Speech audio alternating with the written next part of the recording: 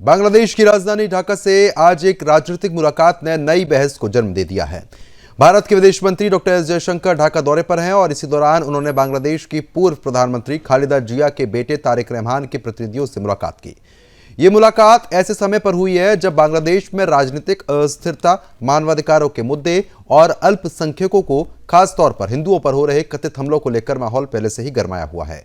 S Jaishankar की इस मुलाकात के बाद भारत की राजनीति में भी सवाल उठने लगे हैं। विपक्ष का आरोप है कि सरकार बांग्लादेश में हिंदुओं की मौत पर, उन पर हो रहे अत्याचारों पर खुलकर कुछ नहीं कह रही। लेकिन जब बात एक पूर्व प्रधानमंत्री के परिवार से जुड़ी मुलाकात की आती है तो विदेश मंत्री खुद ढाका जाते हैं। विपक्ष ये पूछ रहा है कि क्या विदेश नीति में प्राथमिकताएं बदल दी गई हैं।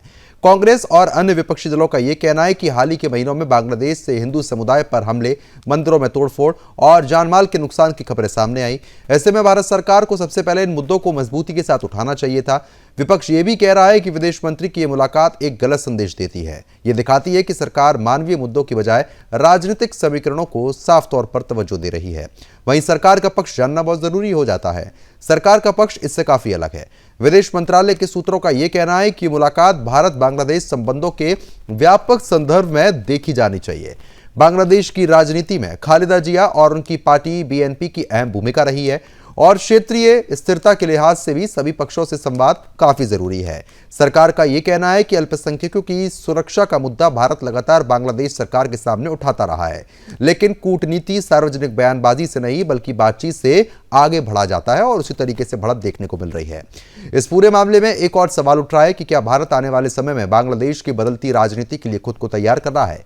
क्या यह मुलाकात भविष्य की रणनीति का हिस्सा है? और क्या हिंदुओं की सुरक्षा जैसे संवेदनशील मुद्दों पर सरकार की चुप्पी वाकई चिंता का विषय है या फिर पर्दे के पीछे कुछ और बातचीत चल रही है? इन्हीं सवालों के साथ आज की बहस में हमारे साथ जुड़ेंगे कुछ खास मेहमान, उनका भी रुख करेंगे और यही जानने की हम कोशिश करेंगे कि जो ये मुलाकात हुई है, इस मुलाकात को वो किस संदर्भ में देख रहे हैं, क्योंकि ये मुलाकात हर लिहाज से बहुत ज्यादा महत्वपूर्ण है।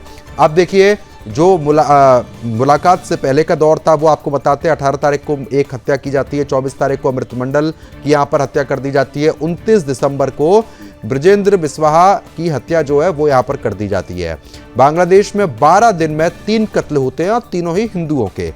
18 दिसंबर, 24 दिसंबर और उसके बाद आपको बताते चले 29 दिसंबर को एक और हत्या यहां पर होती है। 12 दिन में महज 3 हिंदुओं के कत्ल होते हैं और उसके बाद यह दौरा विदेश मंत्री का बहुत कुछ बयान करता है। स्वाभाविक है कि यह दौरा हुआ होगा तो सभी मुद्दों पर बातचीत हुई होगी और वहां से हिंदुओं को सुरक्षा प्रदान कराने की जो जद्दोजहद है वो भी जरूर देखने को मिली होगी, क्योंकि एक तरफ पूर्व प्रधानमंत्री का जब निधन हुआ तो उस पर शोक भी व्यक्त किया गया, लेकिन हिंदुओं की स्थिति पर भी विशेष रूप से चर्चा यहां पर की गई होगी। खास मेहमान हमारे साथ जुड़ चुके हैं, उनका रुख करेंगे। संजीव श्रीवास्तव जी है विदेश मामलों के जानकार। संजीव जी स्वागत है आपका। खेमचंद शर्मा बीजेपी नेता, खेमचंद जी स्वागत है आपका। हिंदू सेना प्रमुख विष्णु गुप्ता भी हमारे साथ लगातार बने हैं। विष्णु गुप्ता जी आपका भी बहुत बहुत स्वागत है। खेमचंद जी, मेरी आवाज पहुंच रही है क्या आप तक?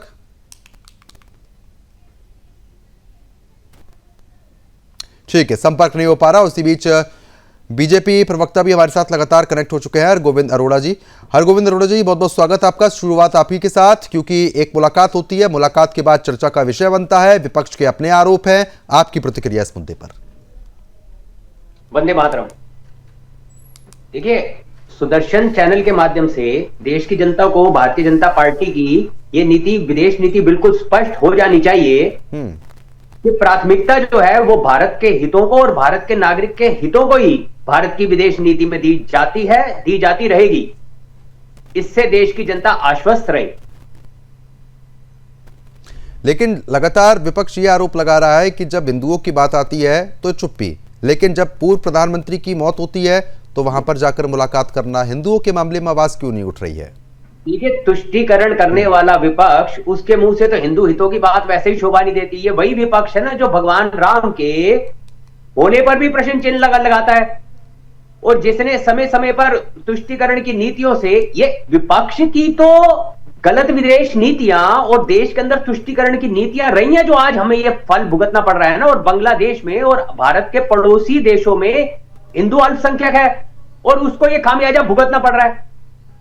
तो इसी सबको तो ठीक करने के लिए भारतीय जनता पार्टी पिछले 12 वर्षों से जो अथक प्रयास कर रही है। तो यदि मेरा विपक्ष से निवेदन है कि ये बहुसंख्यक हिंदुओं के हितों में यदि कोई काम नहीं कर सकते तो कम से कम उनके हितों में होने वाले काम और विशेष तौर पे देश की विदेश नीति में तो अड़ंगा ना अड़ाएं। ठीक है, ठीक है। विष्णु गुप्ता लगातार बने हुए दूसरी सेना के प्रमुख हैं। विष्णु जी, क्योंकि देखिए जब ये मुलाकात होती है तो स्वाभाविक है कि कई मुद्दों पर बातचीत होती है, और एक विदेश मंत्री का वहां पर दौरा करना ये भी बताता है कि कहीं ना कहीं एक साफ तौर पर संकेत भी है कि कहीं ना कहीं हिंदुओं के लिए अब कोशिशें हो रही हैं, लगातार बचाव की प्रक्रिया भी शुरू हो चुकी है। तो जरूरी तो नहीं है कि किसी बात का ढिंढोरा पीटा जाए, उसी के बाद सुरक्षा प्रदान की जाए। बातचीत से और आराम से बैठकर भी बातचीत हो सकती है, कोशिश यही दिख रही है। आपकी क्या राय है?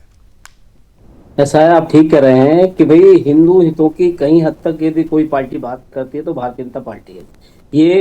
ये जो वही विपक्ष है, वही कांग्रेस पार्टी है, वही पूरा एनडीए गठबंधन है, क्योंकि उन्होंने राम के होने पर ही आपत्ति जताई, राम मंदिर में उद्घाटन हुआ उसमें भी आपत्ति जताई। हर जगह वो हिंदुओं को नीचा दिखाने का काम करते हैं। और मैं यहाँ ये कहना चाह रहा हूँ कि जिस प्रकार से बांग्लादेश में हिंदुओं का नरसंहार हो रहा है, मैं यही बताऊंगा, लगातार चुन चुन के हिंदुओं को मारा जा रहा है। वहां पे जमाते इस्लामी, आप देखोगे जमाते इस्लामी पूरी तरह के वहां देश पे पूरा कब्जा हो गया जमाते इस्लामी पे, क्योंकि पूरी प्रकार से वो यही चाहते हैं हिंदुओं को टारगेट करके उनको निशाना बनाया जाए, उनकी हत्याएं हो रही है। और यही पाकिस्तान में हो रहा है। और कहीं ना कहीं हद तक भारत भी इन चीजों से अछूता नहीं है। इनका पूरा रेडिकल इस्लाम को मानने वाले लोग लगातार हिंदुओं की वहां लिंचिंग कर रहे हैं, वहां मार रहे हैं। ये बहुत ही दुर्भाग्यपूर्ण है। और मैं यहाँ मानता हूं कि भारत के विदेश मंत्री वहां गए हैं, तो जो आपने बात बताई कि जरूरी नहीं है कि सारी चीजों में हमने क्या किया। मुझे उम्मीद है कि उन्होंने हिंदुओं के नरसंहार, जो हिंदुओं पर हत्या हो रही है, उस मुद्दे को भी मजबूती से उठाया होगा, नो डाउट। और मैं मानता हूं विदेश मंत्री के दौरे के बाद अब बांग्लादेश में ऐसी घटनाएं नहीं होनी चाहिए। ये सख्त संदेश सरकार की ओर से गया होगा, ये मेरी उम्मीद है। और ये जो जितने भी जिहादी जो ताकतें हैं, ये जिहादी ताकतें ऐसे मानने वाली नहीं है।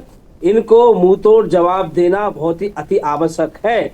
यदि भारत के विदेश मंत्री ने वहां गए, वहां कुछ बातचीत की है, तो उसका भी खुलासा सरकार को पूर्ण रूप से यहाँ करना चाहिए कि हिंदुओं के मुद्दे पर भी वहां बातचीत हुई है, तो उसका भी खुलासा हो, ताकि देश के हिंदुओं को भी मालूम पड़े और पूरे विपक्ष को भी पता चले कि सरकार हिंदुओं के हित में पूरी दुनिया में जहां भी अल्पसंख्यक हिंदू है वहां मजबूती से उन हिंदुओं के साथ खड़ा है, उनके दुख सुख में खड़ा है।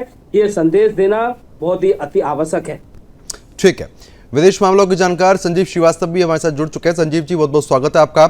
और जो आज मुलाकात हुई है, उस मुलाकात को सबसे पहले आप किस तरीके से देख रहे हैं? क्योंकि विपक्ष लगातार अपने आरोप लगा रहा है कि अब जाके एक पूर्व प्रधानमंत्री की मृत्यु होती है तो उस पर शोक व्यक्त किया जाता है, लेकिन हिंदुओं के लिए नहीं बोला जाता है। बीजेपी अपना पक्ष रख रही है कि बातचीत का सिलसिला जारी है, सब चीज सामान्य की जाएंगी। आपकी क्या राय? देखिए, विपक्ष का अगर ये कहना है कि भारत की सरकार हिंदुओं के ऊपर हो रहे हमलों के बारे में कुछ नहीं बोल रही है, तो ये बिल्कुल बेबुनियाद बात है। भारत की जो सरकार है, आज का ये जो नया भारत प्राइम मिनिस्टर श्री नरेंद्र मोदी के नेतृत्व का है, वो लगातार जो हिंदू कम्युनिटी पर हो रहे हमलों के संदर्भ में अपनी आवाज उठाता रहा है। बांग्लादेश को अंतरिम सरकार जब से बनी, और उसके पहले भी जब अंतरिम सरकार नहीं भी बनी थी, तो उस समय भी 5 अगस्त 2024 के बाद से जो घटनाएं हुई थी, उसमें भारत सरकार ने हिंदू कम्युनिटी पर हो रहे हमलों की हमेशा से निंदा की है। हमारे प्रधानमंत्री श्री नरेंद्र मोदी ने तो लाल किले की प्राचीर से इस बात को कहा था कि ये जो हिंदू कम्युनिटी पर हो रहे हमले हैं, इस नए भारत को स्वीकार नहीं है। और इस बारे में भारत लगातार अपनी जो आपत्तियां, अपनी नाराजगी बांग्लादेश को लगातार व्यक्त करता रहा है। और बांग्लादेश को ये सलाह भी भारत हमेशा देता रहा है कि इस तरीके की घटनाओं को रोका जाए और इसके बारे में कड़े से कड़े कदम उठाए जाएं। तो ये विपक्ष का कहना कि भारत की सरकार कुछ नहीं बोल रही है, बिल्कुल गलत है, पहली बात। दूसरी बात ये मैं कहना चाहता हूँ कि वर्तमान समय में जिस तरीके से रेडिकल इस्लामिस्ट, अतिवादी, आतंकपरस्त ताकतें, पाकिस्तान का डीप स्टेट, अन्य महाशक्तियों के जो डीप स्टेट एलिमेंट्स हैं, वो बांग्लादेश में जिस तरीके से एक लोकतंत्र को बिल्कुल रसातल में ले जाने की साजिशें उन्होंने रची, और उसमें वो लगातार इन साजिशों का दौर अभी भी जारी है। ऐसे में बांग्लादेश की जनता के समक्ष और अंतर्राष्ट्रीय समुदाय के समक्ष भी, भारत के समक्ष भी ऐसी लोकतांत्रिक पार्टी जो कि लोकतंत्र के मूल्यों में उसकी आस्था अभी भी है, और वो जाहिर है कि बांग्लादेश नेशनलिस्ट पार्टी ही है जो कि तारिक रहमान के नेतृत्व की वर्तमान समय में पार्टी बन गई है, क्योंकि खालिदा जिया जी का इंतकाल हो गया है, देहांत हो गया है। और आज उनके और तो भारत ऐसे ही दल को, और भारत के जो लोग हैं और बांग्लादेश के भी जो रिस्पॉन्सिबल लोग हैं, वो ऐसे दल को ही अपना समर्थन देने की पूरी कवायद करेंगे जो कि लोकतंत्र को वहां बहाल कर पाए। क्योंकि अवामी लीग सबसे अच्छा विकल्प था, इसमें कोई दो राय नहीं है। अवामी लीग की जो नेता शेख हसीना के खिलाफ बड़ी साजिशें रची गई, वो वर्तमान समय में भारत में मौजूद हैं, भारत ने उनको शरण दे रखी है। और जाहिर है कि अवामी लीग के ऊपर प्रतिबंध भी मोहम्मद यूनुस की अंतरिम सरकार ने लगा दिया है और उनके खिलाफ साजिशों का दौर जारी है। तो ऐसे में जो बांग्लादेश नेशनलिस्ट पार्टी है वही नेक्स्ट बेस्ट ऑप्शन है। और भारत की सरकार भी जाहिर है कि खालिदा जिया के साथ हमारे जो संबंध हैं वो सामान्य रहे हैं। उसकी तुलना में शेख हसीना का जो कि कार्यकाल के जो संबंधों को हम गोल्डन पीरियड भारत और बांग्लादेश का कह सकते हैं पिछले 15। अरोड़ा जी, क्योंकि देखिए अब बड़ा मुद्दा ये निकलकर सामने आता है, अक्सर ही देखने को मिलता है कि देखिए ढिंडोरा पीटने से तो कुछ होता नहीं है। एक उदाहरण के तौर पर हम इसको इस तरीके से समझ सकते हैं कि जब भी रॉ काम करती है, सुरक्षा एजेंसीज काम करती है, तो पर्दे के पीछे बहुत सारी चीज़ें हो रही होती है और किसी को पता भी नहीं होता है। जब सारा काम हो जाता है उसके बाद में स्थिति साफ होती है कि हुआ क्या था। तो ऐसी ही भारतीय जनता पार्टी वहाँ पर काम कर रही है क्या? क्योंकि अब जिस तरीके से राजनीतिक परिदृश्य लगातार बदल रहे हैं बांग्लादेश में, तो कहीं ना कहीं ये मुलाकात कुछ अलग संदेश देगी। देखिए, रॉ को लेकर आपने बड़ा अच्छा प्रश्न किया। पैनल में बैठे हम सभी लोग और आपने भी अभी हाल ही में आई सुपरहिट फिल्म धुरंधर देखी होगी जी। वो आपके इस प्रश्न का एकदम सटीक उत्तर है। और संजीव भाई बैठे हैं, विदेशी मामलों के अच्छे जानकार हैं, अच्छी इन नीतियों के बारे में हमसे अधिक जानकारी रखते हैं। चाहे वो यूक्रेन का युद्ध रहा हो, चाहे भारतीयों पे विश्व पे कहीं भी संकट रहा हो, भारतीय जनता पार्टी के मोदी जी के नेतृत्व वाली केंद्र की सरकार ने समय समय पर यह साबित किया है कि एक भी नागरिक विश्व के किसी कोने में संकट में होगा तो उसे लाया जाएगा। और दूसरे जो पड़ोसी राज्यों में जो हमारे नागरिक नहीं है, कोई भी हिंदू यदि संकट में होगा तो उसके लिए भी हम कटिबद्ध हैं, क्योंकि ये उनका राष्ट्र है। और विश्व में भारत ही तो है जो हिंदुओं के विषय में चिंता करेगा। और अभी हाल ही में आज ही के न्यूज देखिए ना, ईरान में जो इस्लामिक शासन के विरोध में जबरदस्त प्रदर्शन हो रहे हैं। इसका मतलब बांग्लादेश जिस इस्लामिक शासन को मॉडल बना के उसकी राह पे चल रहा है वो तो फेल हो गया। दूसरी ओर नेपाल में जहां हिंदू राज था, नेपाल की जनता उसके लिए आंदोलन कर रही है। तो ये तो एकदम स्पष्ट है उनके सामने जो एक्सपेरिमेंट रहे वर्षों से, उनके जिन 56 राष्ट्रों में और उनके कई देशों में कट्टर इस्लामिक सरकारें चल रही हैं, वो केवल हिंदुओं का नहीं, वहां के रहने वाले मुस्लिम नागरिकों का भी भला नहीं कर पाई। तो यानी कि कुल मिला के ये समझा जाए कि आने वाले समय में जैसे जैसे स्थिति बदल रही है वैसे वैसे अब कहीं ना कहीं भारत के पक्ष में सब चीजें आती हुई नजर आएंगी, लोगों की सुरक्षा को के लिहाज से भी। बिल्कुल बिल्कुल, ये तो एकदम बिल्कुल स्पष्टता से लोग इसको देख रहे हैं। और मैं फिर आपके चैनल के माध्यम से कहता हूं कि ना केवल भारत की अपितु बांग्लादेश के हिंदुओं को भी ये धैर्य और विश्वास रखना चाहिए कि मोदी सरकार, मोदी है तो मुमकिन है। ठीक है विष्णु जी, जो भी बात यहाँ पर हुई है और जो एक उदाहरण मैंने दिया था उससे आप सहमत हैं? नहीं, आप भी ठीक कह रहे हैं और जो दो हमारे साथी हैं बोल रहे हैं उनकी भी बात बहुत अच्छी लगी हमें। लेकिन मैं ये कहना चाहता हूँ कि भारत के विदेश मंत्री वहाँ दौरे पे गए और हिंदुओं को आप देखोगे भारत में बांग्लादेश को लेके बहुत गुस्सा है। और ये गुस्सा मैं मानता हूँ जो हमारी विपक्षी पार्टी हैं उनका तो गुस्सा ये लगता नहीं है, ये तो सिर्फ राजनीति मुद्दे भुनाने के लिए, सरकार के दबाव बनाने के लिए वो बोल रहे हैं। उनके अंदर से हिंदुओं के जो प्रति संवेदना होती है ना, वो नहीं है, वो हमें पता है। और सभी हिंदूवादी और राष्ट्रवादी जो लोग हैं और जो सरकार भी इस बात को समझ रही है। लेकिन मैं यही कहना चाहता हूँ सरकार से, और क्या जब वहाँ विदेश मंत्री गए और मैं मानता हूँ उन्होंने वहाँ मुद्दा भी उठाया होगा हिंदुओं का, पक्का उठाया होगा, इस संदेश में कहने वाली बात नहीं है कि नहीं उठाया होगा।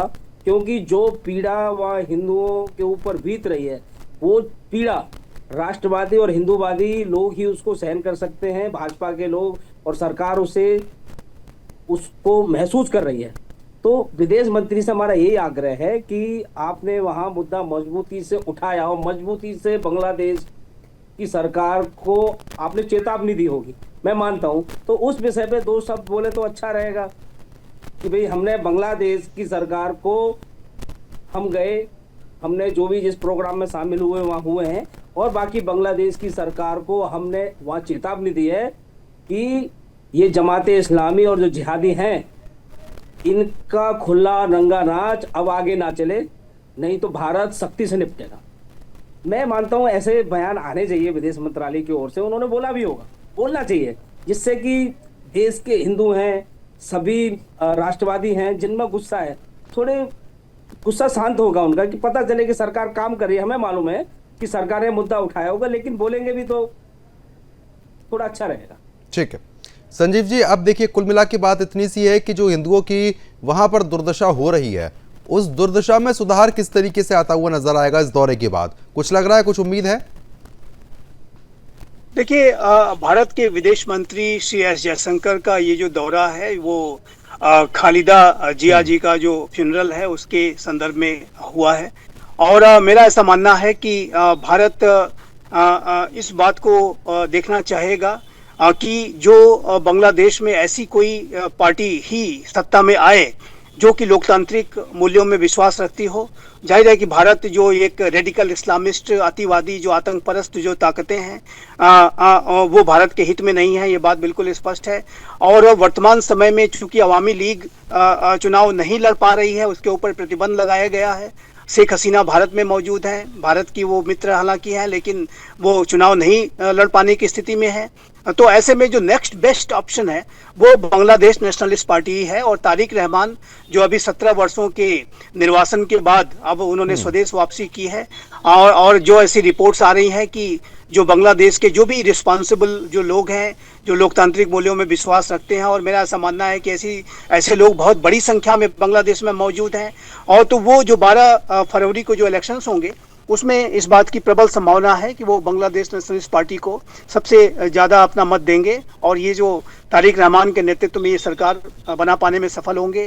तारिक रहमान जब विदेश से उन्होंने वापसी की थी तो उन्होंने जो पहला अपना संबोधन बांग्लादेश में ढाका में जो दिया था, उसमें उन्होंने यही कहा था कि वो अपनी अगर सरकार बनाने में सफल होते हैं तो सभी को साथ में लेकर के, हिंदू, मुस्लिम, सिख, ईसाई जितने भी वहाँ पे अल्पसंख्यक हैं, सभी को साथ में लेकर के चलना चाहेंगे। एक बात मैं बहुत स्पष्ट रूप से यहाँ पर मैं आपके दर्शकों के लिए बताना चाहता हूँ कि देखिए, बांग्लादेश नेशनलिस्ट पार्टी खालिदा जिया के जो नेतृत्व में जब थी और वो 3 बार बांग्लादेश की प्रधानमंत्री बनी, उस दौरान उनका जमाते इस्लामी बांग्लादेश के साथ अलायंस अवश्य था, लेकिन जो वो अलायंस था जमाते इस्लामी बांग्लादेश का बीएनपी के साथ, वो अवामी लीग को डिफीट करने के लिए, और अवामी लीग का जो बहुत बड़ा एक चैलेंज था उसको डील करने के लिए इन दोनों ने। मैं ये कह रहा था कि जो बांग्लादेश नेशनलिस्ट पार्टी जब खालिदा जिया के नेतृत्व की थी और उन्होंने 3 बार वो बांग्लादेश की प्रधानमंत्री रही 1991 से 1996 तक,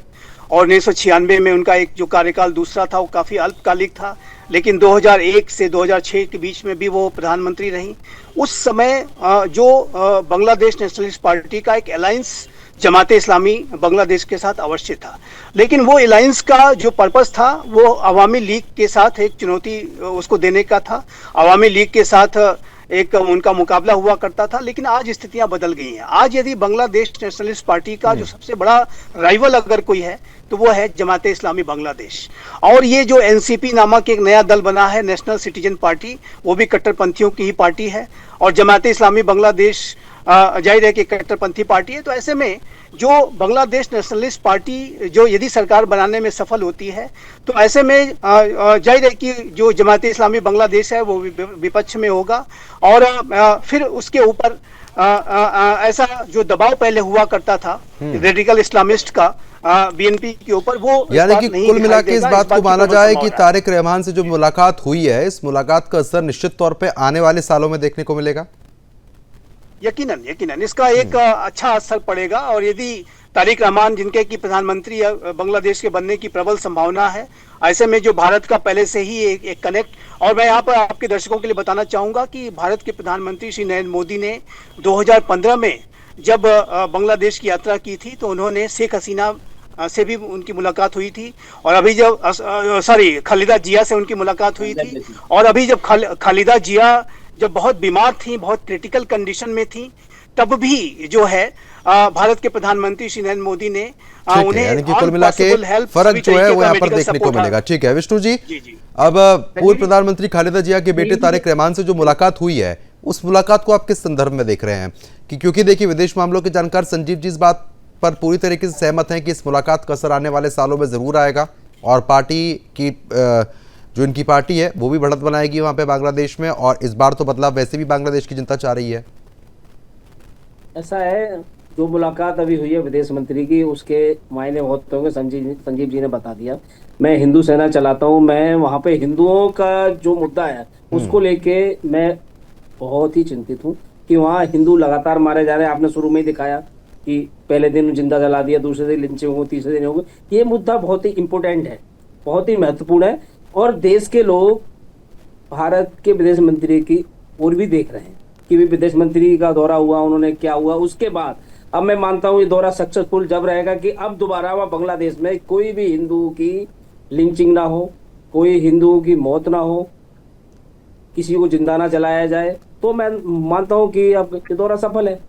अब यही है कि हमें हिंदुओं की चिंता है, तो हमें चाहते हैं कि सरकार की ओर से बांग्लादेश को कड़ा संदेश और कड़ी चेतावनी देनी चाहिए कि दोबारा हिंदुओं को ऐसे ना घटना घटे, ना हिंदुओं को जलाया जाए, ना हिंदुओं की लिंचिंग हो। बस मेरा यही कहना है। ठीक है, बताइए अरोड़ा जी। संजीव जी, अभी आपने जैसे खालिदा जिया जी की उस समय की सरकार का जिक्र किया कि जो उनके गठबंधन में दल था, आज वो उनका प्रमुख विपक्षी उनका विरोधी दल है।